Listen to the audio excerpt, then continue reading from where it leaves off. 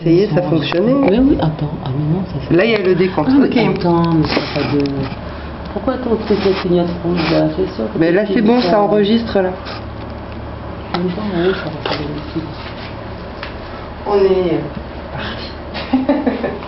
Donc bonsoir et bienvenue, je réitère, à la 3e édition du partage débat qui s'appelle le jeudi du mois. Et nous allons continuer dans la lancée du mois dernier sur se déconditionner, se reprogrammer, donc aussi se déprogrammer de notre conditionnement. Et il y a beaucoup de choses en jeu. Alors, je vais faire un petit rappel. Donc, ce que je disais sur ce qu'on a fait, donc sur ce qu'on a dit, ce qui a été un petit peu débattu. C'est même pas ça, je voulais d'abord me présenter aussi, je suis désolée, parce qu'en fait, quand on a commencé avant la vidéo, machin. Alors, Laetitia, je suis énergéticienne, je suis aussi Shangri-La, c'est mon nom aussi spirituel, mais elle me connaît comme ça. Dans le centre bioholistique ici, au village de la Poterie, ça, vous êtes déjà venu? Le centre de la Poterie? Ouais, ici, non, village, ici, dans ce centre. Ouais. Oui, dans ce centre. Donc oui, vous connaissez, ah, pas chez moi, mais vous connaissez les autres thérapeutes? Non. D'accord. Je connais oui, le village à la Poterie, d'accord. Et donc l'idée du partage débat, c'était surtout voilà, échanger sur des thèmes en fait qui pourraient être tout centrés sur l'univers, mais sur notre soi à nous aussi, notre reconnexion à nous, et de pouvoir interpréter ce que, par exemple, le message que je veux véhiculer, ça va peut-être pas forcément toucher quelqu'un, mais quelqu'un d'autre va pouvoir le véhiculer d'une autre manière. Donc on est dans le partage, vraiment dans le partage. J'ai aucune prétention à faire des conférences, des choses comme ça, donc ce n'est pas une conférence, je le redis à chaque fois. Et surtout, j'ai eu cette idée-là avec mes guides, je travaille avec mes guides, je ne travaille pas toute seule. Et donc voilà. J'ai beaucoup d'informations qui me viennent, j'ai beaucoup de mal à gérer, ouais, je vais me poser des trucs. Donc je voudrais faire le... Je suis désolée, je me parle toute seule, mais tout va bien. Les infos qui viennent un peu dans tous les sens. Donc,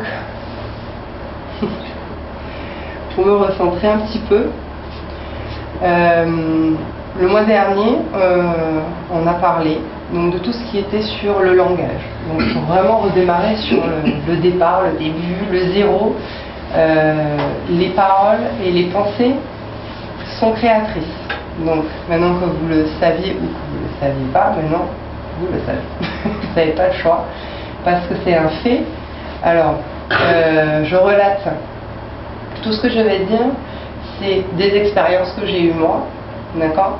Et il y a aussi également quand même des recherches sur internet avec d'autres médiums ou d'autres thérapeutes qui ont eux aussi leur expérience et leur vision des choses. Donc avec tout ça on fait un condensé un peu de ce que je voudrais partager et qu'on partage ensemble.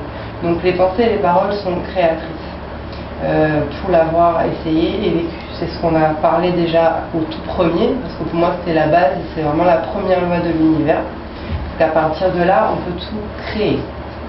On est dans la création en fait de notre vie, en restant surtout dans le moment présent. C'est-à-dire qu'on peut créer les choses, nos affaires, ce qu'on a envie, faire nos demandes, mais il faut rester dans le présent. On va pas rester dans le futur. Donc on parlait du langage, et dans le langage on abordait donc tous les mots, comme la maladie, le mal à dire. Donc on a décortiqué un peu tout ça et que ça a un impact en fait sur nous, sur notre quotidien, sur nos corps énergétiques, parce qu'on n'est pas simplement que d'un corps physique.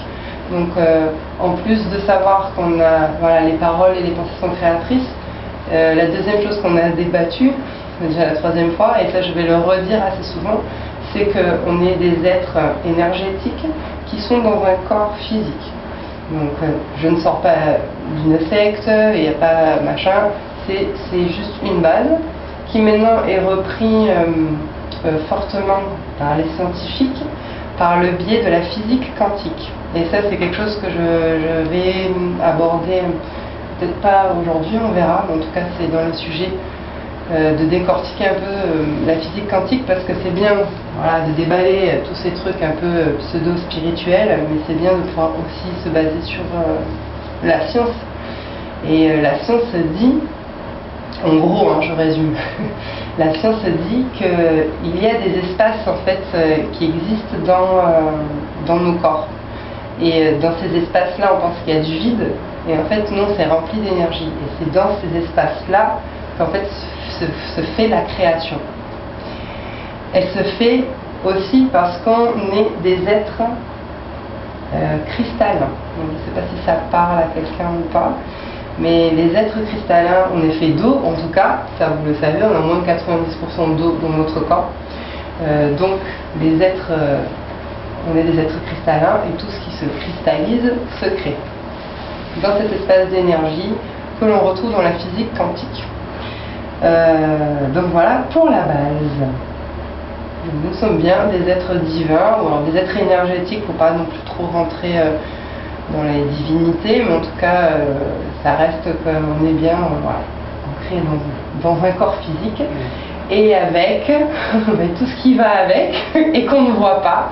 Et quand on ne les voit pas, tous ces corps énergétiques, tout ce qui se crée, nos formes pensées, avec tout le langage négatif qu'on peut y mettre, j'y arrive pas, je suis fatiguée, etc.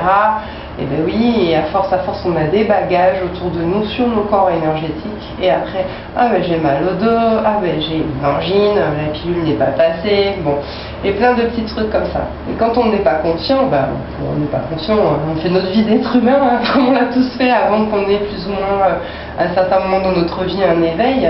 C'est-à-dire, un éveil, c'est pas être illuminé comme Bouddha ou quoi, mais c'est surtout conscientiser, être conscient de qui on est vraiment en fait, de qui on est vraiment, et ce pourquoi on est là, parce que je pense qu'on s'est tous posé la question aussi, je suppose, moi en tout cas je me la suis posée, d'où on vient et comment ça se fait qu'on est juste là, quoi. À un moment donné, voilà, on se met à conscientiser des choses. Donc, parce qu'on a débattu, donc dans le déconditionnement et la reprogrammation, donc il y avait les pensées et les paroles créatrices, le langage, donc on a parlé de la maladie, tout ce qui en découlait, on a parlé d'éducation évidemment, les normes, la normalité, la norme du mal, si on décortique le mot, toutes ces choses un peu de la société, notre caractère qui est plus ou moins aussi façonné dans notre enfance, parce qu'on ne naît pas susceptible ou je ne sais plus trop ce qu'on avait débattu sur les sujets, je crois, autoritaires, je ne sais plus. Bon. En tout cas, il y a des blessures qui rentrent en jeu, des blessures qui rentrent en jeu et qui se façonnent dans notre enfance. Et donc là, on va démarrer, parce que du coup, 5 minutes, c'est ça qu'elle avait dit, Marie-Vonne ? Ouais, c'était déjà un quart d'heure, j'ai bien fait de décommencer. Donc j'ai toujours mon petit papier, je suis désolée pour me repérer. C'est moi, il fait un petit peu chaud. Ah, vous avez chaud. Voilà, il me semblait bien. Mais peut-être un peu comme ça, en hauteur. T'as le truc en Ah, Non, c'est bon. C'est tout le frigidaire. Hein? Vous êtes sous le frigidaire. Ah non, ça va. Mais comme ça. Et c'est là, comme ça. Mais juste Plus ça, en- maintenant. Non, juste ça, voilà. Comme ça? Non, plus en face, comme ça ils auront un peu de vent. Mais en face, on veut que je mette ça en face, comme ça. C'est bon. Plus comme ça, non, là, C'est bon? vous sentez le. J'ai mis à 20. Ah non, la dernière fois, j'avais mis à 18, je crois. Quelque chose comme ça. Bon, vous venez après, on se gêne. Parce que on va pas trop faire de yoga, là. Je prends ta place. Oui, aussi, éventuellement. Oui. C'est qu'il y a des chefs là devant. Bon, après. Sauf si tu veux pas laisser Sophie. Moi, je le fais encore. Oh non. Il va être trop loin. Je pense. Elle dit que t'étais à l'entrée de la poterie. D'accord. Là, la communauté. À l'entrée du chemin ou à La poterie. C'est pas grave. On les aime bien, les retardataires. Qui préviennent. Et justement, je suis en train de lire donc je cite aussi souvent des thérapeutes ou des médiums qui sont assez connus sur internet. Il y a Yvan Poirier, je ne sais pas si ça vous parle. Non, vous irez voir. Hop, je vais l'écrire. Yves Poirier, il dit qu'à la base, donc nous, donc ces êtres énergétiques que nous sommes fondamentalement amour. En tous les cas, on est une âme, on est fondamentalement amour. Donc amour, c'est quoi? C'est l'amour universel, l'amour sans condition. Ça dépasse l'amour de l'être humain, hein, d'accord? C'est pour aller au-delà. Il s'appelle Yves Poirier, je vais mettre ça. Lui, il est très intéressant. Il fait des sacrés développements d'ailleurs. Si vous voulez aller plus loin, il faut s'accrocher. Il faut vraiment relire. Il faut vraiment écouter attentivement et je pense les revoir plusieurs fois ces Vibra conférences. Mais il a une sacrée éveil, en tout cas. Et il parle aussi un petit peu de la réincarnation, de ce qui se passe en ce moment. Parce que pour rappeler un petit peu la chose en termes de réincarnation, on a une idée un peu, alors je dis toujours ça, je ne sais pas si ça peut plaire ou pas, mais on a une idée un peu New Age de ce que ça pouvait être, les réincarnations et les vies antérieures. C'est qui était le cas. Donc je ne remets pas en question ce qui se disait dans les années 80, dans les années 70, c'était comme ça effectivement, donc la réincarnation. Par exemple, donc là on va grossir le truc en parlant du fait qu'on ait des punitions, de notre karma, etc. Voilà, c'est des termes qui sont un petit peu New Age, qui datent quoi. Parce que maintenant on arrive au sujet que la réincarnation, elle est en train de, enfin en tout cas les karmas, ils sont en train de s'effacer petit à petit. Et il y aurait même un petit débat sur la fin, on essaiera de développer ça ensemble. Je me pose la question moi aussi, si tout ça aussi ne serait pas une illusion. Mais on va y aller doucement. Donc quand on prend mon petit mot, désolé je prends mes papiers toujours, de la réincarnation, on entend incarnation. Si on développe, ré, c'est re, hein, le renouveau, d'accord. Un, c'est dans, et carnation, carne, alors il faut savoir, et oui, dans tu prends l'italien ou l'espagnol, donc c'est carne, chair, ok. Et donc, pour moi, ça c'est mon avis, mais bon, de toute façon, c'est comme ça que ça se passe, vous ne serez pas là aussi à m'écouter, je pense, sur ce sujet-là. Que c'est pas une philosophie pour moi, c'est pas une religion, c'est pas une croyance, la réincarnation. Pour moi, oui, c'est un fait. Pour moi, c'est un fait. C'est comme ça. C'est exactement comme ça que nous sommes sur Terre. Parce qu'on a nos combinaisons de corps, notre corps physique qui veut bien notre vaisseau. Il y en a certains qui l'appellent comme ça. Moi, je dis notre taxi. Moi, je dis que c'est mon taxi. Ton taxi. Voilà. Le véhicule. La matière, il nous véhicule parce qu'on est des êtres Pour énergétiques. travailler dans la matière. C'est pour ça qu'on a besoin de cette matière. Alors, oui. Faire des expériences dans la matière. Ouais. Ok. Mais la première chose à comprendre, quand on revient aussi sur la physique quantique et la mécanique quantique, on parle aussi en termes de dimension. D'accord ? Alors, je ne sais pas, voilà, c'est des scientifiques parmi vous, mais les dimensions, c'est l'espace-temps. c'est des choses, voilà, c'est comme si on avait, voilà, c'était des plans comme ça en parallèle et qui se touchent jamais en fait. C'est assez, ouais, vas-y.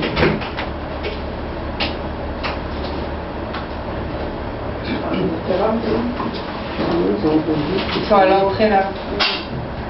C'était Marie-Yvonne, elle s'est rentrée, elle connaît. Ah mais c'est lui tout seul là. Il n'est pas venu avec sa maman.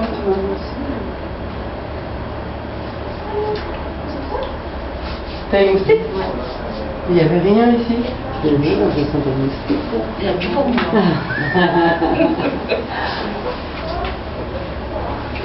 Donc, qu'est-ce que je disais sur la... Plusieurs dimensions. Oui, les dimensions. Oui, les dimensions. Bon, mais ça aussi c'est un fait. Hein. Donc, je vais le dire tel quel. Alors, c'est bon? Ah! Cool! Bonsoir tout le monde. Bonsoir et bienvenue! La prochaine fois, j'essaierai d'être à l'heure. Bonsoir. Bonsoir. Ah, c'est à cause du jeune homme. C'est pas grave, t'es pardonné. Va. Prenez place, je crois que vous allez vous mettre devant. Hein. Le dernier arrive devant, c'est parfait. Ah oui, rapprochez-vous de moi un peu. On est dans le partage débat, donc je ne fais aucunement de conférence. Marie-Yvonne, donc, on se connaît. Et c'est très bien que je ne fais pas de conférence, hein. Je n'ai aucune prétention à faire cette conférence-là, donc on est dans le partage, on échange des infos. Attends, du coup, j'essaie juste de voir un peu tout le monde, comme on n'est pas beaucoup. Décale-toi un peu. Non, je me décale. En fait, je vois. C'est bon, je voyais tout le monde. Je vais vous mettre devant, mais. Donc j'ai démarré, en gros, on a déballé un petit peu alors je vais faire vite, hein, les sujets du mois dernier et du mois d'avant. Ça fait 3 mois, hein, c'est la 3e édition qu'on fait le jeudi du mois. Et on a commencé la première partie le mois dernier, c'était sur se déconditionner, se reprogrammer. Donc on a parlé des pensées, des paroles créatrices. Je vais plus vite parce que Marie-Yvonne, c'est bon, le sujet c'est bon. Du langage, de l'éducation, de tout ce poids-là de programmation qu'on porte sur nous dès l'arrivée, qui est le thème du jour, la réincarnation, avec ses vies antérieures et tous ces bagages qui va avec. Donc je suis en train de dire que la réincarnation, on est bien des êtres énergétiques dans un corps, physique en tout cas, d'accord ? Voilà, pour tout le monde c'est ça. Donc je disais qu'il y avait des idées un peu New Age sur la réincarnation à l'époque dans les années 80 qui étaient complètement réelles, mais qui est complètement New Age maintenant aussi, c'est normal. Puisqu'on avance, on évolue et on avance en dimension. Donc j'essayais d'expliquer et d'appliquer la physique quantique, quelque chose d'un peu plus scientifique aussi, pour être un peu moins dans les étoiles, un peu moins dans l'univers, pour aussi montrer que c'est un fait, tout ça. Là, les pensées qui se créent, tout ce l'on trouve, les espaces dans les énergies, quand on calcule vraiment la physique quantique, hein, il y a des espaces vides et c'est dans ces espaces vides qu'il y a vraiment la création qui se fait. Donc imaginez toutes les créations que vous pouvez faire avec tous vos corps énergétiques. Vous avez un package là, voilà. Donc il faut gérer tout ça. Déjà il faut en être conscient, ensuite il faut gérer tout ça. Donc dans la réincarnation, on arrive donc réincarnation, dans la chair, incarnation, avec un plan. Oui, parce que comme elle disait Christelle, on est bien dans qu'est-ce que tu me disais tout à l'heure d'ailleurs? On est dans le côté matériel, dans un véhicule. Comme je disais avant, vous m'avez perturbé, vous arrivez. Dans la matière, on est dans un corps matière. Voilà, et que comme on est dans les dimensions, on est dans la 3e dimension. Merci Christelle, ça partage. Donc en fait, on se trouve dans la 3e dimension. Ça, c'est un fait scientifique et vous le retrouverez. Et que du coup, notre corps, en tout cas, on s'en sert comme vaisseau, comme véhicule, parce qu'on est dans une matière assez dense et dans une dimension assez dense et qu'on a besoin de cette matière-là. Et que quand on décide d'entrer pour venir faire son expérience, c'était ça que je voulais dire surtout, parce que le but en fait en soi, le but en tout, on est ici et avant tout pour faire son expérience, pour acquérir de l'expérience, parce que nous sommes une âme fondamentalement amour, d'accord, Yvan Poirier, tu connais? Ça te dit rien? C'est quelqu'un de sympa à écouter. Et donc on est des êtres, voilà, apparemment tout va bien, on est dans le pays des bisounours, mais quand on arrive ici, on arrive ici pour faire son expérience. Donc il y a plein de choses, il y a des bagages, il y a plein de choses qui rentrent en jeu, et que comme dit, comment il s'appelle ce monsieur là encore, mais si c'est Deck, je te dis quelque chose, bon, je ne vais pas m'étaler sur le sujet, mais il dit ce que l'homme ne veut pas apprendre par la sagesse, il apprendra par la souffrance. Et oui. Donc on est là, on est une âme, on a besoin en fait d'expérimenter, puisque je ne sais pas si on est vraiment dans cette matière-là. Je ne vais pas me développer sur le sujet si on est les seuls dans l'univers, mais apparemment si la Terre est assez unique, en tout cas dans l'univers, pour qu'on ait ce besoin-là d'expérimenter un peu tout ça. Je ne sais pas si je vais trop vite, mais en tout cas c'est comme ça que ça fonctionne, ça reste mon avis. Maintenant je veux bien aussi avoir les avis des autres, on est là pour partager. Et donc, quand on arrive dans une incarnation, on va établir quand même un minimum de plans. Voilà, c'est comme nous, quand on élabore des projets, on va quand même aussi un minimum de plans dans nos projets pour que l'expérience se passe plus ou moins bien. Ou alors, On va se dire ah mais c'est vrai, j'ai pas trop compris ça la dernière fois, ma dernière vie qui a duré 80 ans, c'est vrai que j'ai pas trop compris, en fait je vais peut-être me remettre donc je vais choisir mon véhicule, je vais me remettre dans une expérience qui va me faire comprendre ce que j'ai pas compris avant. Alors je sais pas si tout le monde, en fait, en tout cas tout le monde est d'accord, on n'est pas forcément tout le temps dans la réincarnation, mais on est dans l'incarnation. Parce qu'il y a aussi, c'est assez complexe, des âmes qui arrivent et qui n'ont jamais eu d'incarnation avant. Pour eux, c'est leur première fois. Mais ça va avec ce qui se passe en ce moment. Et depuis 2012, vous avez tout le monde entendu parler de ce fameux 2012. On croyait que c'était la fin du monde. Mais c'était pas, oui, c'était la fin de notre monde quelque part, mais d'un monde énergétique, et que maintenant on passe dans une autre phase. Et ça aussi, ce qui est intéressant dans cette phase-là de comprendre, c'est qu'il y a aussi la physique quantique qui l'explique, cette phase-là. C'est pas juste des illuminés, médiums, des canals qui reçoivent des infos de nos guides et de tout ce qui peut se passer au-dessus, hein, donc tous les anges, voilà, chacun croit en ce qu'il peut croire en tout cas. Et c'est pas juste ça, c'est qu'il y a ça aussi, le fait de poser. Je me suis dit, moi j'ai des trous de mémoire. Ah, je suis désolée, t'as vu qu'est-ce qu'il me. Ah. Non mais c'est là en fait, super, t'as vu, hein, c'est trop bizarre. Pascal, ouais, voilà, entre. Voilà pourquoi il y a toujours des pertes de. Je suis très. Alors j'ai une sinusite, non mais c'est hallucinant, j'ai une sinusite en ce moment. Donc c'est le gros nettoyage, avantage d'une angine et tout, je suis dans la déprogrammation totale de ma vie. Et là, à chaque fois qu'il se passe un truc, j'ai un trou de mémoire, je suis très sensible ce soir, je suis désolée de faire des bugs. J'ai vraiment un bugage quoi. Et c'est pas le stress comme j'aurais pu avoir la folie première, tu vois. C'est dingue ça.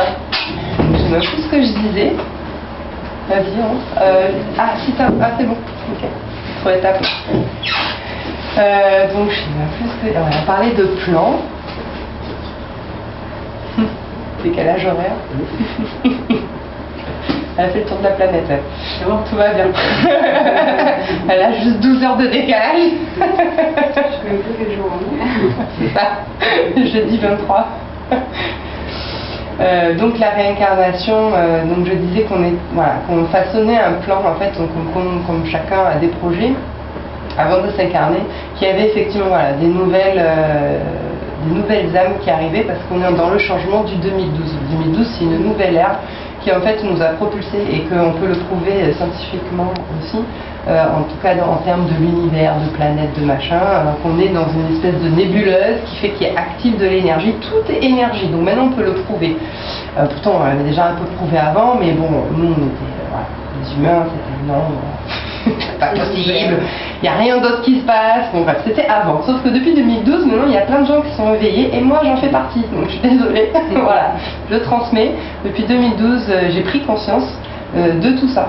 Donc on a des nouvelles âmes qui arrivent là depuis 2012, donc les enfants qu'on retrouve là et qui vont démarrer l'école, donc les maîtresses, il faut s'accrocher, il faut conscientiser, il faut s'ouvrir parce que les nouveaux enfants qui arrivent, c'est pas les enfants New Age qu'on était. C'est différent, hein. Complètement. Donc en fait on est dans une troisième dimension, je reviens toujours en termes de ça, hein, plus ou moins, et on avance sur, allez, on va dire la quatrième, on va dire la cinquième, maintenant c'est que des chiffres, hein, mais c'est des plans en tout cas énergétiques qui en termes de vibration nous fait monter, nous fait évoluer. C'est vrai que c'est très complexe après à intégrer en tout cas, parce que pour intégrer ça, par exemple, qu'est-ce qui nous maintient en ce moment, les êtres humains?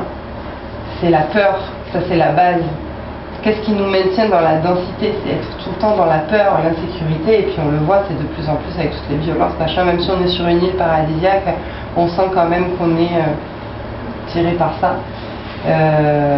Et ça, c'est le changement qui va s'opérer justement quand on change. Alors nous on va rester toujours, si tu veux, c'est pas qu'on change, hop je meurs et puis j'atterris dans une autre dimension. Donc comme toutes les dimensions sont parallèles comme ça, on va juste avancer dans une autre dimension et on va se détacher et on va se déprogrammer de bagages. parce qu'on n'en a plus besoin, on sera plus dans la troisième, on arrive dans la quatrième. Je comme si je passais un pas d'un mur invisible. Je me décharge de tous mes bagages négatifs, donc de la peur, de toutes mes formes pensées, et puis de tout. On y arrive sur les vies antérieures, parce qu'il y a quand même des âmes, des vieilles âmes qui étaient là aussi. Hein, on en fait partie, il y en a certains qui en font partie. Alors après, il ne faut pas trop réfléchir, ah, est-ce que je suis une vieille âme ou pas? Non, non mais c'est vrai, ça ne sert à rien de trop réfléchir. Oui, donc peut-être, comment il s'appelle, Gandhi, oui, c'était une vieille âme. Il s'est dit, bon, bah allez, je me réincarne encore une fois pour faire passer un message aux êtres humains, et il a quand même payé assez cher de sa vie. Mais bon, il a quand même fait, parce que tout le monde connaît Gandhi, tout le monde parle de lui, de ses messages. Après, les autres qu'on connaît, que ce soit Bouddha, alors c'est pas forcément, moi je ne mêle pas la religion, mais en tout cas ce sont des entités, des énergies qui existent et qui sont toujours dans les dimensions que l'on ne voit pas, parce que nous on y va aussi petit à petit. Ce sont des gens qui ont été aussi sur la Terre, qui ont eu des vies, des incarnations, et qui à un moment donné ont été illuminés ou choisis aussi, parce que finalement il y a ça aussi, hein, parce que je parlais de plans au départ, donc tu vois, j'essaye de faire des liens, ont été choisis aussi pour ça, et pour que ça marque aussi les êtres humains. Voilà, on évolue, on avance, hein. Chaque personne qui s'incarne sur Terre est là pour ancrer une mission et ancrer son énergie. Et chaque âme qui va s'incarner, chacun de vous va faire évoluer, va faire avancer forcément l'humanité. Alors vous allez me dire, ah bah oui, mais le gars qui se fait sauter la gueule, là, le kamikaze, je vois pas trop comment il me fait avancer, quoi. Oui, si, quelque part il vous fait avancer. Parce que c'est quelqu'un qui n'est pas, qui, à mon avis, hein, après chacun me dira, c'est une âme qui est toute jeune, qui n'a pas encore bien expérimenté la matière. Quand vous savez que la matière c'est nous, c'est notre véhicule, c'est notre troisième dimension, on est lié à quoi? À la peur, je répète toujours, pour bien que vous compreniez le cheminement. On est lié à la peur, à la douleur, donc forcément on a notre ego qui ressort. Alors l'ego c'est pas l'égoïsme, c'est un ego qui permet en fait le yin et le yang, le bien, le mal, le plus, le moins, le positif, le négatif. Moi j'ai l'impression qu'il y a aussi certaines âmes qui prennent le mauvais rôle, justement, comme tu dis, kamikaze, pour faire réfléchir tout un ensemble de personnes. Effectivement, c'est plus que réfléchir. Des fois on choisit cette incarnation de mal, on a choisi, on s'est mis d'accord avec d'autres. Voilà. D'autres. Qui va faire avancer un ensemble de, on va dire, d'âmes, de personnes, de populations.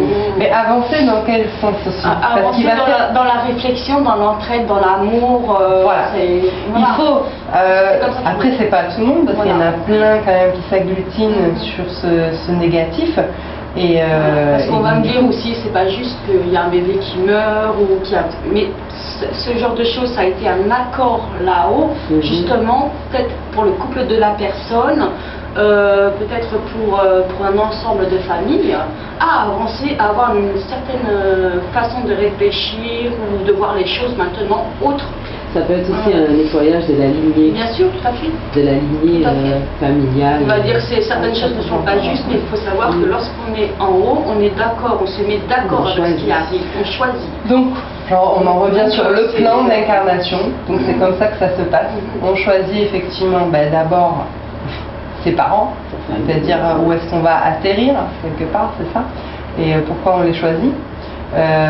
Donc en termes, des fois c'est juste d'un commun accord, des fois on est des âmes sœurs, des fois on a déjà échangé dans nos vies, on était mère, père, on a déjà échangé combien de rôles, ou des fois non, mais en fait il y a vraiment tout est possible dans l'incarnation, dans le karma aussi. D'après ce que j'avais lu, c'est un livre qui s'appelle Les contrats d'âme, et souvent les âmes avant de s'incarner choisissent aussi leur famille par rapport à l'expérience qu'ils veulent vivre, par rapport des fois au karma justement qu'ils veulent nettoyer. Et ils arrivent dans une famille bien précise pour que cette famille-là, pour que le contexte familial les aide à nettoyer leur karma, que ce soit positif ou négatif. D'ailleurs, je rappelle le karma, parce qu'on n'en a pas parlé, mais avant justement qu'on aborde toutes ces discussions-là qui risquent d'être fort intéressantes sur chacun, parce que chacun a de quoi dire. Le karma, à la base, sa définition, c'est une loi universelle, voilà, je reprends, hein, et ça veut dire action, parce que bon, bah, voilà, on a trouvé ce terme-là parce que c'est les Indiens et tout, hein, mais en fait c'est ça. C'est la loi aussi de la causalité. Il y en a qui disent qu'il y a... Alors la loi de la causalité, c'est quoi? Il ne peut y avoir d'effet sans cause. C'est le boomerang, l'effet boomerang en fait. Tu récoltes ce que tu as semé. C'est ça le karma, normalement. Après on se fait une idée du karma qui est forcément une dette négative, et ça, alors peut-être qu'à l'époque ça l'était, c'est toi que je parlais d'idée New Age, mais non, c'est pas ça, c'est à la fois positif et négatif. Alors moi je suis pas d'accord le côté punition négative, parce qu'on ne peut pas régresser, on ne peut que avancer. Non, mais je suis complètement d'accord, il n'y a pas de punition, ce n'est pas une punition le karma, c'est des causes à effet.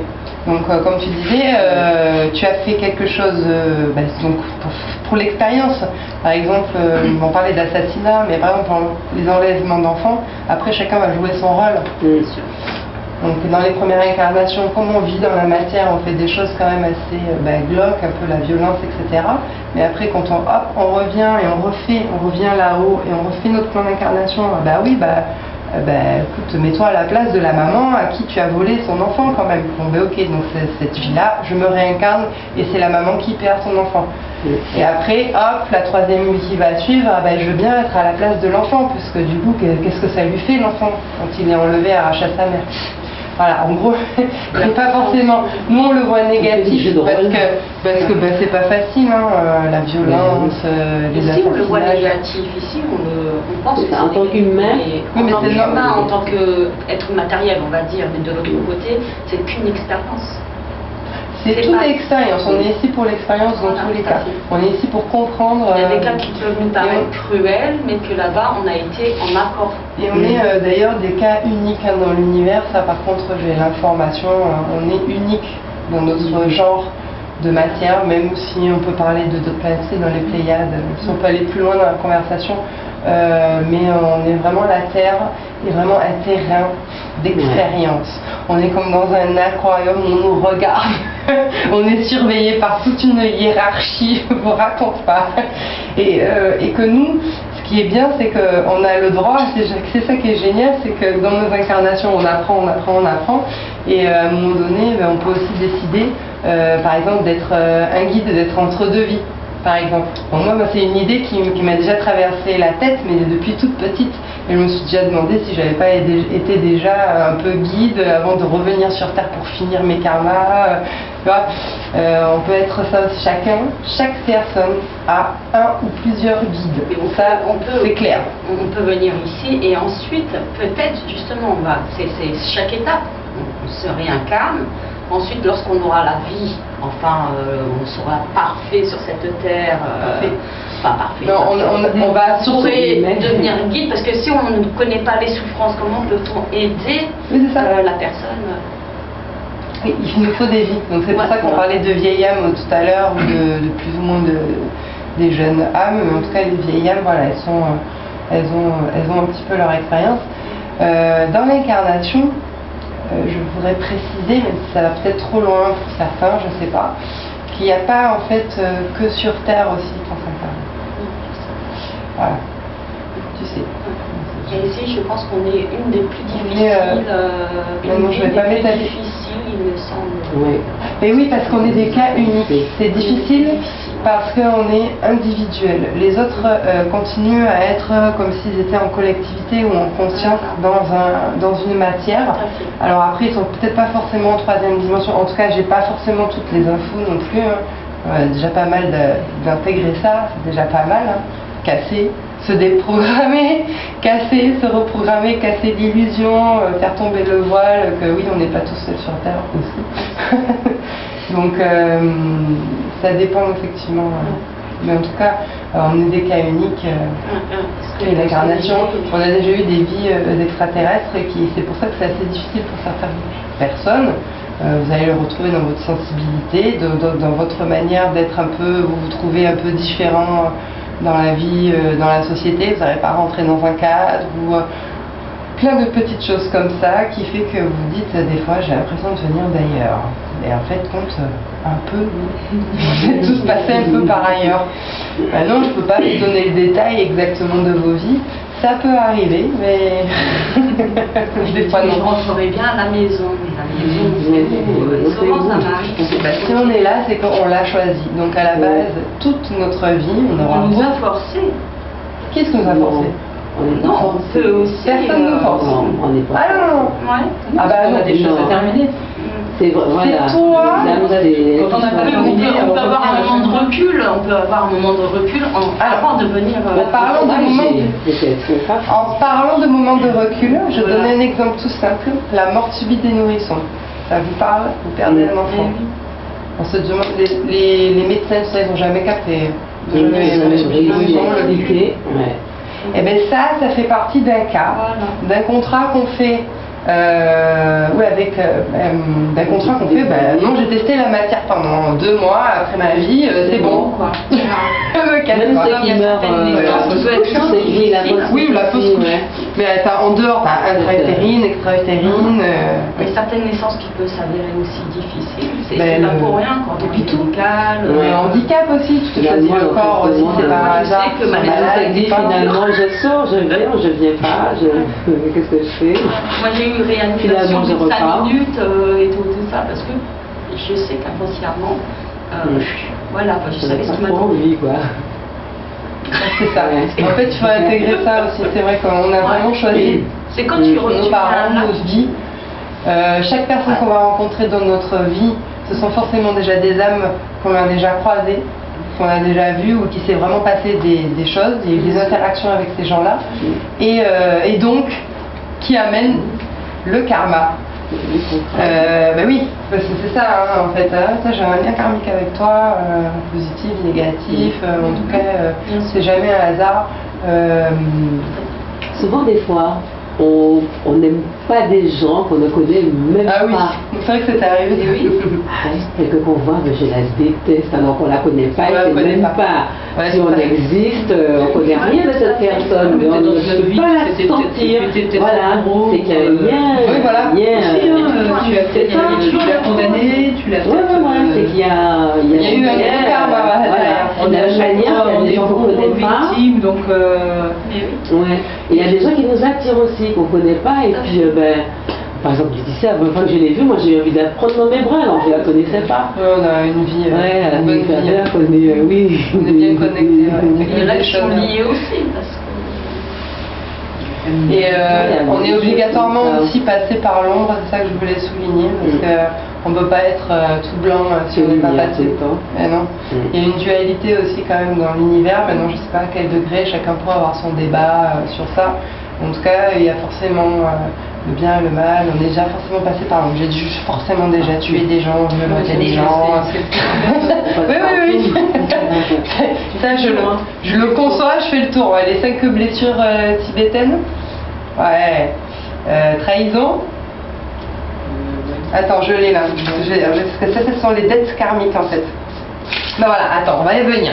Chaque chose en son temps. Le bagage karmique, parce qu'on parlait du karma, on commence à étaler. Alors, parce qu'il y a différents points, j'ai vraiment trouvé ça, comment ça fonctionne quand on arrive, donc quand on fait notre plan. On a un bagage, donc nos bagages karmiques. Donc pourquoi? Pour rejoindre sa mission et son alignement. Alors, quand je parle d'alignement, c'est retrouver un peu qui on est dans nos corps énergétiques et aligner tous nos centres énergétiques et s'aligner avec son âme. Quand on s'aligne avec son âme, on s'aligne avec notre mission. Parce qu'on a une expérience à vivre et on s'est donné forcément une mission, une énergie à ancrer. Donc soit une énergie de douceur, une énergie de paix, d'amour, bon. Voilà, mais ça peut être aussi un peu l'inverse. Tout dépend. C'est tertiel. Voilà. Donc le bagage karmique. Alors il y a le karma principal, c'est celui qui dirige nos actions et nos rencontres. Donc par exemple, si on est destiné à être un artiste et qu'on fait un métier de comptable, la personne ne sera pas satisfaite de sa vie car elle n'est pas alignée avec son bagage karmique. Voilà. Et ça rentre dans ce qu'on disait le mois dernier, la société, l'éducation qui veut nous façonner dans un moule, alors que quand nous on arrive avec notre karma principal, si on n'est pas aidé. Mais normalement, on arrive à être aidé, parce que quand on choisit ses proches, il n'y a jamais de hasard. Alors soit c'est pour apprendre, éclairer. Alors moi j'ai vraiment quelque chose c'est pas un cas à part, mais c'est un peu exceptionnel. En général, tu choisis tes proches, tes parents, pour peut-être qu'ils te donnent une impulsion à tout ça, ou ce sont des gens qui vont te comprendre, plus ou moins. En tout cas, ils vont plus te comprendre, et dans leur compréhension, ça va t'aider à avancer sur quoi tu es destiné en tout cas. Et des fois, tu as le cas contraire, tu te choisis une famille qui va t'enfoncer parce que justement, c'est en t'enfonçant que tu te trouves toi, que tu trouves ta lumière. Ou des fois, tu vas juste incarner pour pousser les autres aussi, tes parents, pour qu'ils évoluent un peu. Voilà, c'est vraiment, tout est régi par une loi, c'est cette expérience. Les plans. Faire tes expériences. Voilà, donc ça, voilà, tu as le karma principal. Ouais, c'est ça. Karma principal. Ensuite, inclusion karmique. Alors l'inclusion karmique ou table karmique, c'est quoi? Parce que ça aussi, ça ressemble un peu, moi j'ai défini ça un peu comme la numérologie.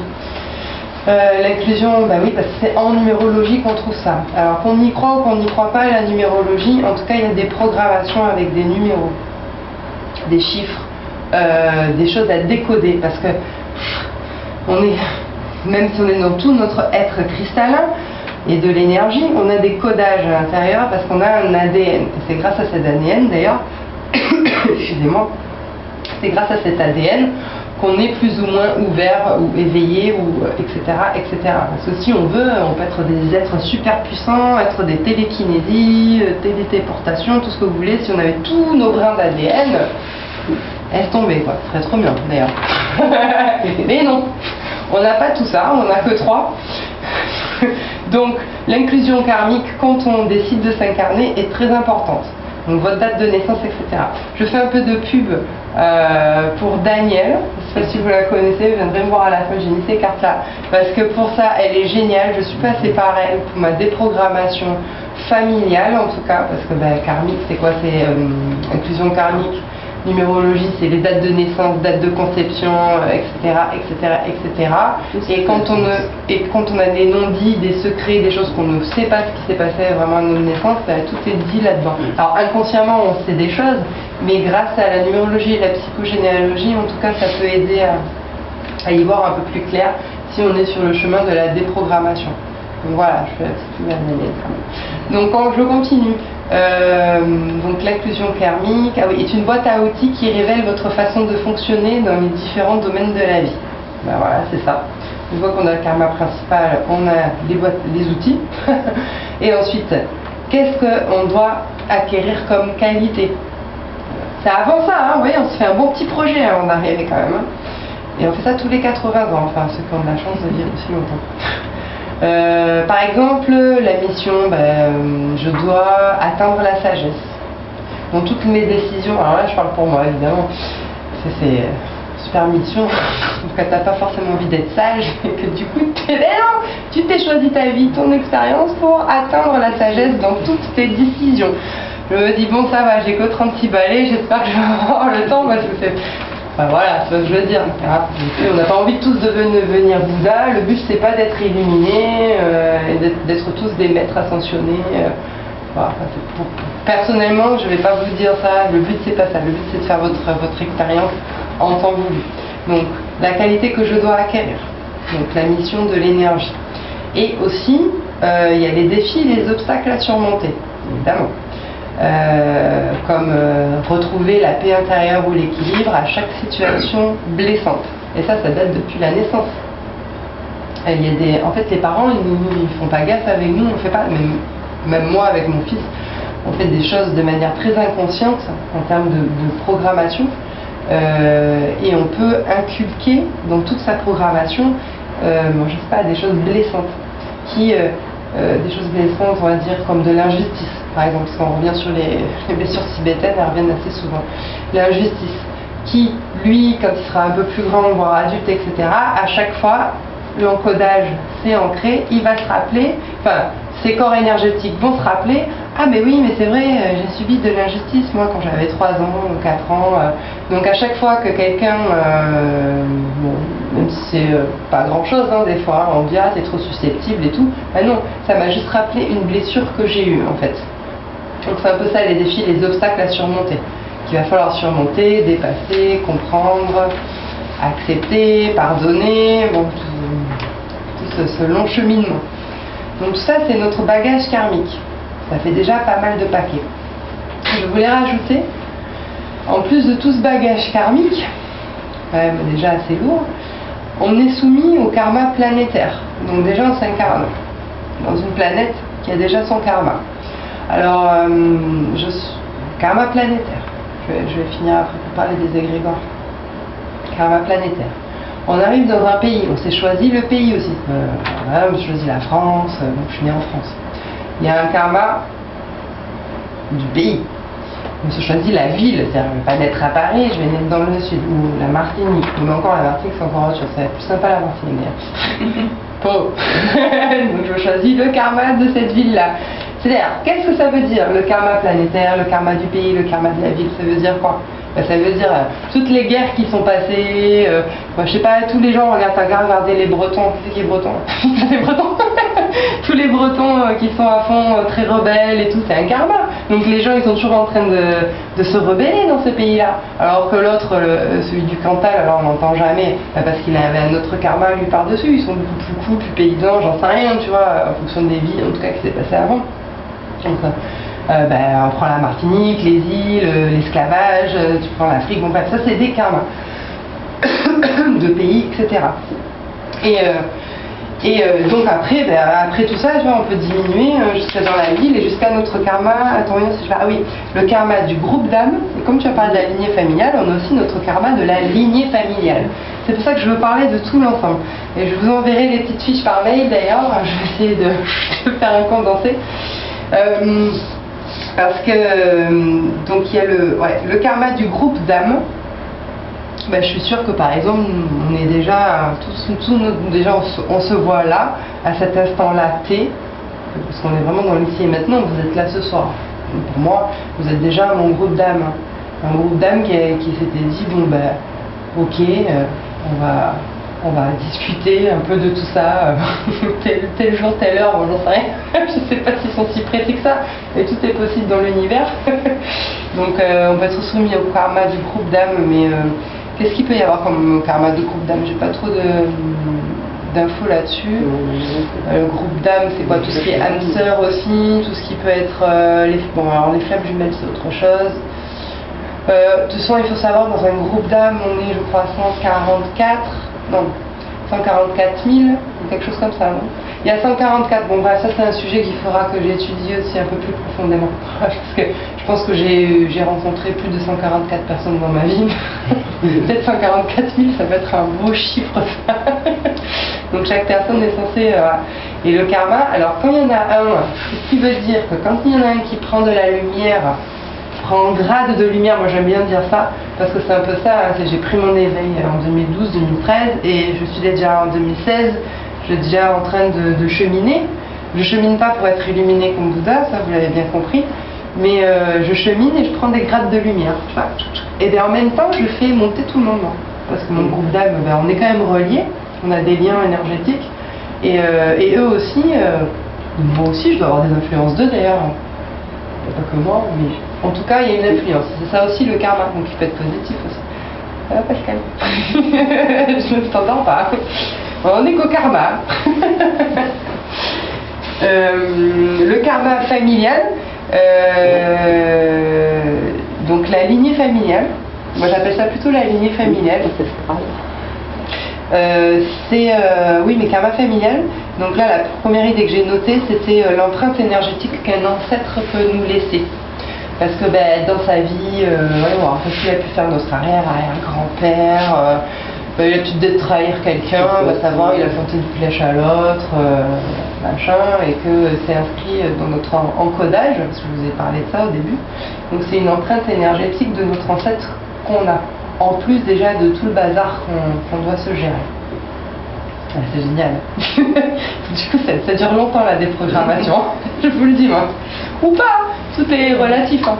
À ce sujet, j'avais un dentiste qui faisait du décodage biologique des maladies, très bien. Qui me racontait qu'il supportait pas ni quand on touche, ni au niveau du cou, toujours l'impression Et en fait, quand il a fait son arbre généalogique, donc pour son ancêtre, il y avait eu un pendu. Ah, et en fait, c'est génial. Revenu sur lui, il ne supportait pas ni avoir un col roulé, ni qu'on le touche au niveau du cou. Et en fait, il ne savait pas l'histoire, il faisait beaucoup de décollage logique des maladies et tout ça. Et en discutant avec lui, il s'est aperçu qu'en faisant son arbre généalogique, en fait, il y avait quelqu'un qui avait été pendu. Ouais, ça peut être ça, l'empreinte énergétique, c'est clair. Il y a ça, alors ça dépend parce que j'ai noté quelque chose comme ça, mais moi en termes de mémoire cellulaire, parce que ça, en fait, c'est ça, c'est l'encodage. Parce qu'on parlait d'empreinte énergétique sur la lignée familiale. Mais je vais revenir sur la lignée familiale après parce qu'on a déjà tout notre karma là à gérer. Ouais. Enfin, moi, en tout cas, dans mon expérience, après chaque personne, il n'y a pas de ligne de conduite, hein, mais ça a été d'abord transcender mon karma principal. Et voilà, il y a eu un ordre. Et la lignée familiale, elle est arrivée à point nommé d'ailleurs, elle est arrivée quand il fallait. Mais on peut peut-être commencer par la lignée familiale, etc. Hein. Ce sont des nettoyages, hein. Je parle de déprogrammation pour vous reprogrammer, vous nettoyer. Tu peux le faire tout seul, non? C'est quand même mieux d'être un peu aidé par les autres. Parce que moi, même en tant que thérapeute, tu vois, je vais aller voir d'autres thérapeutes pour m'aider. Donc en termes de soins, c'est à ça aussi qu'on sert un peu en fait les énergétiques. Des fois. Hein. C'est ça, à ça qu'on sert. On n'est pas juste là, je sais pas trop l'idée que les gens, je parle pas de vous parce que vous êtes ici, mais les gens ont cette idée-là peut-être de secte, je sais pas, et à la base, mais oui, non, mais moi j'en ai déjà eu des débats, je fais des victimes, ouais, mais non, en fait, moi dans mes soins énergétiques, en plus les karmas, j'en ai eu à travailler. C'est-à-dire qu'en termes d'énergie, aidé par l'autre thérapeute en tout cas, l'énergie d'amour, oui, tu peux, toi, travailler ton énergie d'amour. Mais il y aura plus de puissance si tu es avec des gens, parce que moi j'ai besoin d'aide. Même moi qui suis énergéticienne, je ne peux pas faire ça toute seule.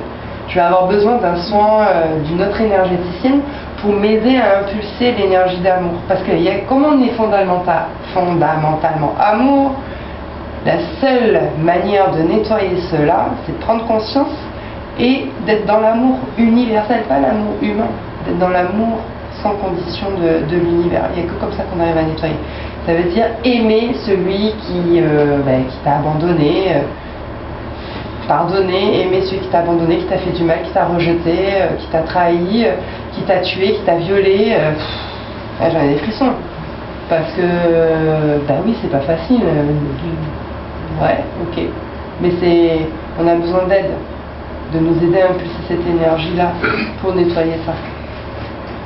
En plus, je voulais en parler du nettoyage juste après, mais je vais revenir vite fait sur pour être un peu dans le bon sens, plus ou moins dans le bon sens. C'est tellement de choses à dire.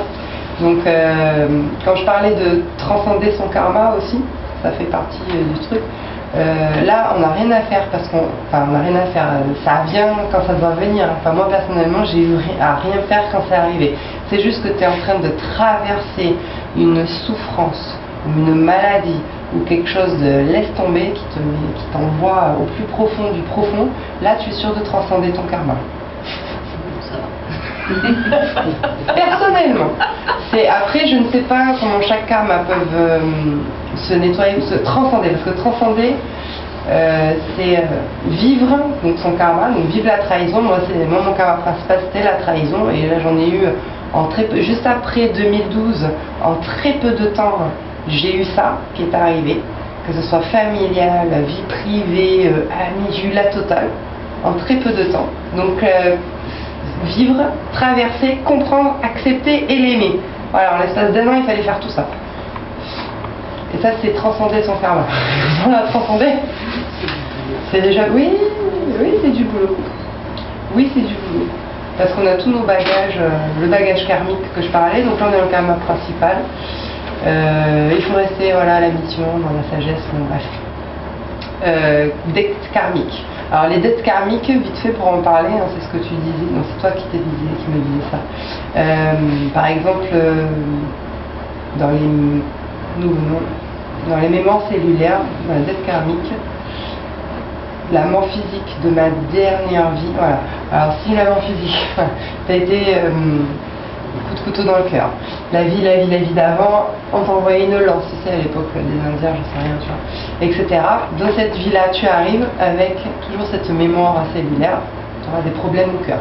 Donc tous ceux qui sont cardiaques et tout ça, c'est en général, de toute façon, toutes les maladies, c'est karmique. Hein. Tu te développes, alors karmique, karma familial, etc. Il y a la lignée familiale, en parlant des cancers, des choses comme ça aussi, mais ça reste du karma, en tout cas. C'est très très vaste. Par contre, c'est connaître soi-même pour comprendre ce que sont nos... Ouais. Connaître soi-même... Pour comprendre nos vies antérieures aussi. Il faut déjà accepter que au lieu, parce que c'est ça qui s'est passé, au lieu de se plaindre, mais qu'est-ce que j'ai fait, mais pourquoi on me fait ça, mais pourquoi qu'est-ce que j'ai fait dans cette vie, moi qui suis toute gentille, machin, qu'est-ce que j'ai fait pour mériter d'être trahie comme ça? C'est à ce moment-là qu'il faut prendre conscience, c'est pas dans cette vie-là en fait, hein. Là, tu es en train juste de vivre le contraire. Tu as trahi, donc j'ai trahi, j'ai dû faire du mal à mon groupe d'âmes, même certains d'entre vous, on va savoir, dans une autre vie. On a peut-être, tous ceux qui m'ont trahi, d'ailleurs, on a dû échanger la position dans cette vie-là. Et il faut arriver à être conscient de ça. C'est conscientiser tout simplement. Mais c'est pas facile, parce que évidemment on part en dépression, on prend des cachets, machin. Le plus souvent c'est ça, hein, quand on vit de la souffrance, qu'on a du mal, on sait pas ce qui nous arrive, on n'est pas bien. Enfin, je sais pas, après j'ai pas vraiment vécu une dépression pour... Moi je sais pas, j'ai toujours eu ma petite lumière malgré tout ça au fond de moi qui me maintenait en vie. Donc je suis pas allée jusqu'à la dépression, mais les gens quand même qui vont jusque là, c'est... ouais. Et puis finalement, c'est conscientiser afin de se percevoir que ce n'est qu'une illusion. Complètement. Une illusion. Mais c'est ça. C'est vraiment conscientiser, ça veut dire que tout ça, ce n'est qu'une illusion. C'est quand tu acceptes que finalement ce n'est qu'une illusion, voilà. De la philosophie et tu le prends. Ça rechange et puis tu es beaucoup plus en paix en fait. J'ai une copine qui est super sympa avec tout le monde, mais elle est souvent malade. Une fois, elle est allée sur la voiture. Tu as quoi du coup alors? Des rappels à l'ordre, ouais. Des accidents de voiture. Et la maladie, c'est toujours... ça dépend que ça... Bon, après, ça dépend aussi de sa famille. Voilà, il y a la lignée familiale. Dans sa famille, il y a des cas comme ça ou elle est la seule à... Non, mais c'est quoi comme maladie exactement qu'elle a eu? Ça dépend aussi. C'est une angine, une sinusite, t'as vu? Non, mais c'est tout ça, ça fait plein de petits trucs. Il y a des asthmatiques. Alors, l'asthmatique, ça veut dire déjà quelque chose, plus ou moins. C'est soit à la naissance, c'est le cordon, machin. Alors, ça ensuite de ne pas pouvoir sentir les gens quand tu vois, ce côté de en symbolique, c'est vraiment aussi le fait de ne pas pouvoir sentir. Il y a pas mal de cordons. C'est une oppression, ça va être quelque chose que tu ne peux pas sentir. C'est de la symbolique, hein, mais tu vois, par exemple, du karma quand aussi, tu as le nez bouché, là, par exemple, tu vois, les sinus, là, il y a eu quelqu'un ou quelque chose que tu ne peux pas sentir sur le moment, ou une situation que tu ne peux plus tolérer, dont tu ne peux pas sentir. Là, pour l'asthme, c'est aussi ça, voilà, c'est le côté étouffant et oppressant. Alors, mais il y a aussi la mémoire karmique familiale, le cordon ombilical à la comme ses parents, peut-être qu'elle a un problème aussi avec ses parents, il y a quelque chose avec un grand-père qui peut l'oppresser. Il y a le bandit aussi, en fait, c'est un peu hardcore, mais à l'époque, voilà, je veux dire, il y a des amis. C'est hyper vaste en fait de savoir exactement souvent il faudrait. Alors là, il faudrait aller faire. Son père il y a 4 ans, je crois, elle l'avait jamais connu avant. Et qu'elle est déjà un passé qui est déjà hyper lourd déjà. Et là, elle a développé une maladie, elle a développé quelque chose à ce moment-là, je suppose. Il y a eu des réactions, il y a déjà depuis toute petite, elle était rejetée par les gens. Et là et en fait, elle essayait d'être gentille avec tout le monde. Et à chaque fois, elle doit avoir l'impression d'être rejetée tout le temps. Alors, elle doit avoir l'impression qu'elle est nettoyée. Il y a autre chose. Elle a commencé à changer. Ça me fait penser à autre chose aussi. Il y a aussi, avec tout ça, les vœux akashiques. Ça c'est complètement ça me fait penser à ça. Le vœu de se faire rejeter. Oui. Pour mettre un peu plus de piment avec déjà tout ce qu'on a, on se dit, tiens, Et si je testais le vœu de pauvreté, style... Mais même dans d'autres vies, on a pu Bien faire sûr. des vœux qui n'ont pas été coupés, Nettoyés. qui n'ont pas été nettoyés. Qui n'ont pas été finis. Parce qu'on fait de l'expérience. Donc je vais essayer le vœu de pauvreté. Moi j'ai bien envie de voir ce que ça fait d'être pauvre, de mendier, de galérer, de ne pas manger comme les enfants en Afrique. Ben voilà, moi c'est comme ça que c'est un je suis vœu. arrivée à voir ça autrement. Alors akashique, c'est vœu, ça veut dire mémoire de l'âme. Mémoire de l'âme. Alors c'est Edgar Cayce. Vous connaissez Edgar Cayce? Quelque chose, ouais. Lui, ouais, c'est un auteur pas du tout moderne et il développait déjà pas mal Edgar Cayce. Ouais, parce que j'aime pas trop citer. Alors ça regarde que moi les anciens parce qu'ils sont un peu moins à la mode, mais lui, on le cite quand même un peu dans les annales akashiques parce que lui, il est allé assez souvent. Alors les annales akashiques, c'est comme un bureau, en fait, ou une bibliothèque. Je veux dire, ça existe vraiment, hein. C'est comme l'enfant qui dit, je vous jure, ça existe. Hein. Je l'ai vu. J'ai même vu 2 fois mon bouquin. Alors, je peux dire, tous les vœux, je les ai testés. Et en fait, c'est... bon, là, je reviens sur la dimension. C'est pour ça que j'ai insisté au début du partage l'histoire de la dimension. Donc le bureau akashique existe dans une dimension dirigée par certains maîtres ascensionnés ou pas, des maîtres divins. Donc il y en a une qu'on connaît qui était Lady Kuan-Yin.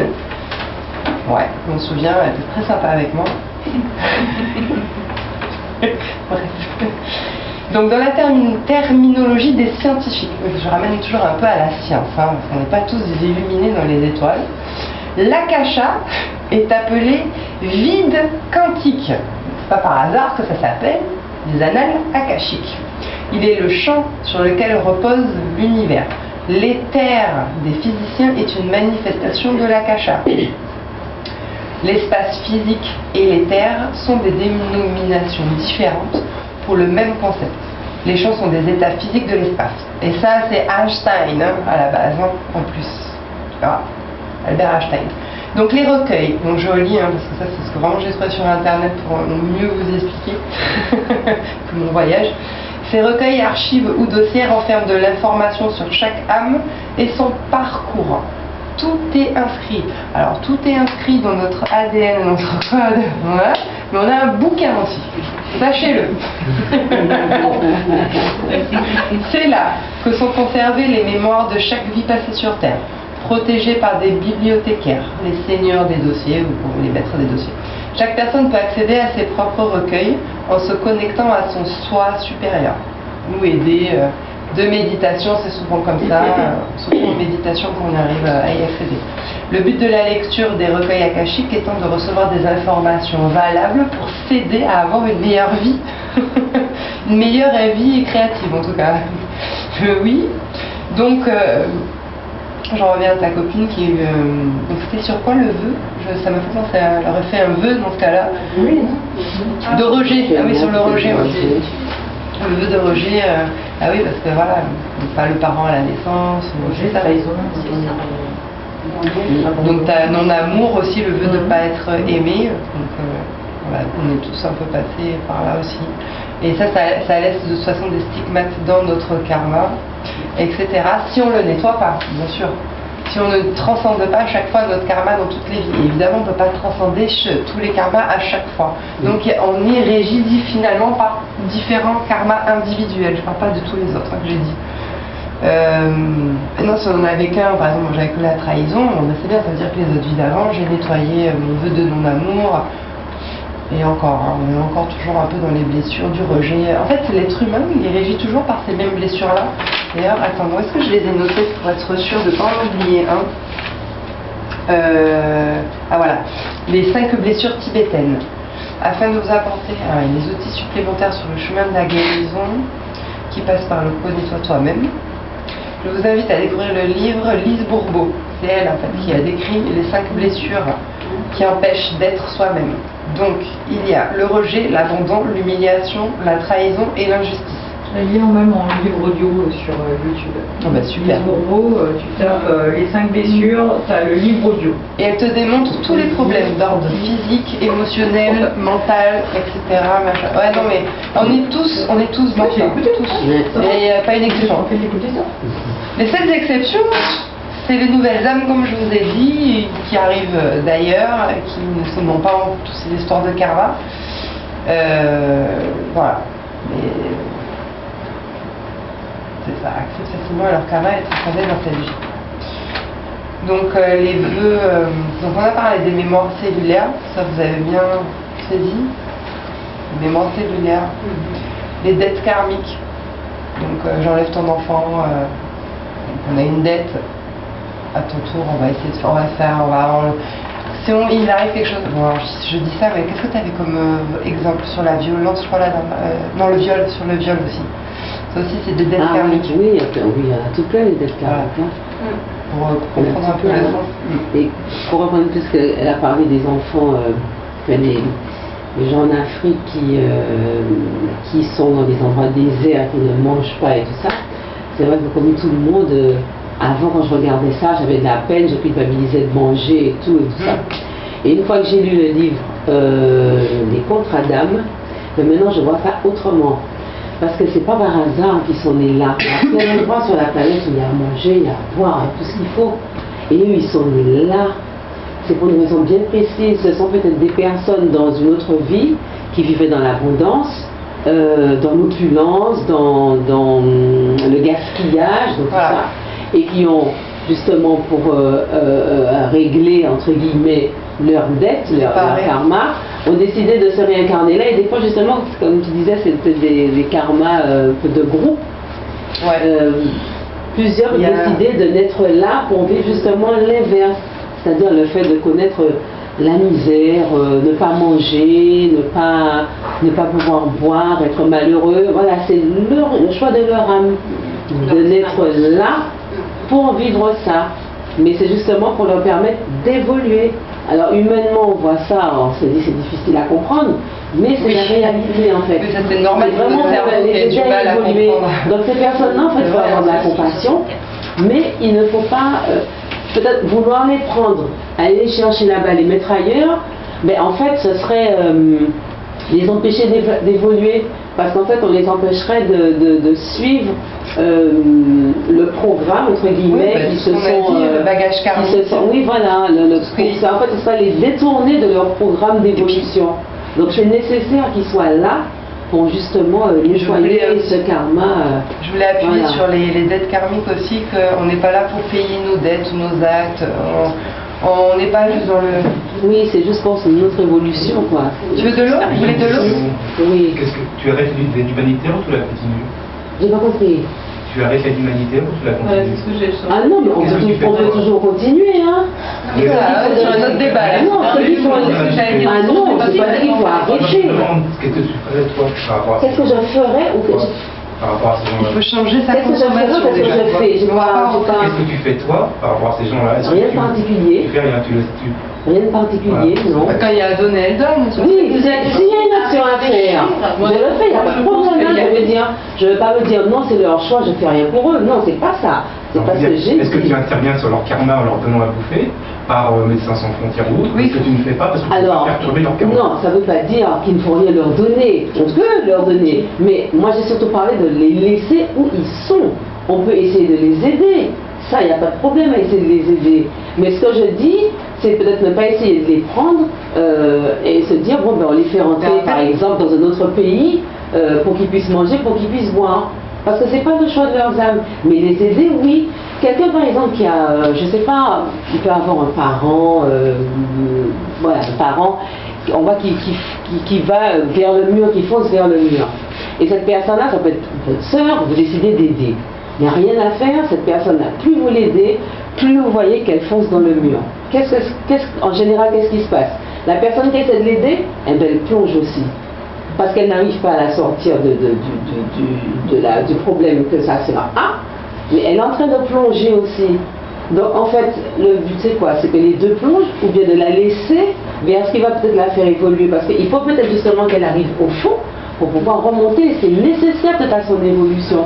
Et il y a des gens aussi qui, par exemple, qui vont vers le mur, qu'on essaie d'aider et qu'effectivement on arrive à les aider. Donc j'ai pas dit qu'il faut pas les aider. Il faut effectivement, mais ne pas empêcher le but en fait de... Quand elle parlait, ça me fait penser à Haïti par exemple, ils ont eu plein de galères. Ils ont la poisse sur eux. C'est un karma. Voilà. Et quand tu disais que tu avais un karma sur un pays, chaque pays, pourtant Haïti et Saint-Domingue à côté. Et tu as l'impression qu'Haïti, ils ont une goutte, et pourtant il y a de l'aide humanitaire. Et t'as l'impression que même avec l'aide, ça ne change rien. Alors attention, il y a des âmes qui s'incarnent spécialement aussi pour vivre les catastrophes naturelles. Voilà. Oui. Donc c'est pas par hasard, c'est toi qui vas mourir dans, on va dire, dans un tsunami, dans un tremblement de terre. Toi non. Pourtant on sera dans le même pays où il arrivera ça. C'est que spécifiquement, c'est comme ça me donne des frissons parce qu'on parle de choses quand même assez rudes. C'est des accords. Moi, je suis une personne qui voit les choses. Des fois, on avance comme les crashs d'avion, tout ça. Il y a des choses qui sont immuables, on ne peut pas changer. Comme on dit aussi, par exemple, pour les pays pauvres, c'est aussi pour nous, dans les pays riches, nous permet aussi d'évoluer, de réfléchir et peut-être d'avoir cet élan de générosité. Parce que si ça n'existait pas, peut-être qu'on ne le penserait pas. Et puis de changer sa perception des choses, de tout ce qu'on peut voir, les choses tout a une cause, tout a une cause.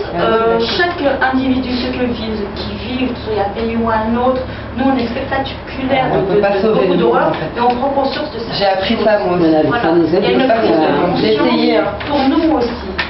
Parce que peut-être que là, Haïti, même s'ils ont de l'aide, tant que c'est pas eux, peut-être le peuple entier qui va décider de changer les choses, ça va pas avancer. Parce que même avec l'aide, il y aura toujours de toute façon le bien, le mal, l'ombre, la lumière, il y aura toujours. Mais peut-être justement les autres pays qui sont à côté sont là aussi pour les aider. Oui, comme tu disais tout à l'heure,